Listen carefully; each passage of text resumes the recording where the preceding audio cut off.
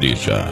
Ele só queria viver no mundo da prostituição, do adultério e curtir todas as tentações que a serpente do inferno costuma tentar o ser humano a todo dia.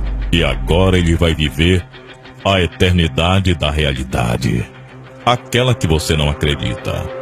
O corpo vai apodrecer, mas a alma durará para sempre. Sem saber, o mundo espiritual, aquele que você não enxerga hoje, pois enquanto estamos em matéria, não enxergamos o mundo espiritual. O diabo veio pegá-lo. Que pena que ele não foi salvo. O corpo vai ficar aí para ser velado com a família. E a família não sabe de nada o que está acontecendo do outro lado da vida.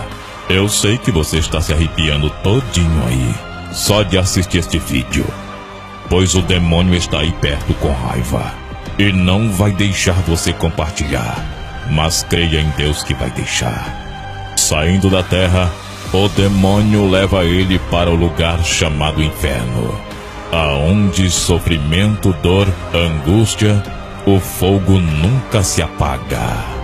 O clima é de terror, pavor, enxofre, sofrimento para a eternidade. Aqui é onde o lugar aonde ele vai pensar muito porque ele não quis Jesus, porque ele não quis escolher o caminho da salvação, porque ele não ouviu as coisas de Deus. Aqui é o lugar aonde está o príncipe dos demônios. Há uma nova chance. Há sempre uma nova chance. Venha para mim, meu filho, e compartilhe este vídeo para mais alguém.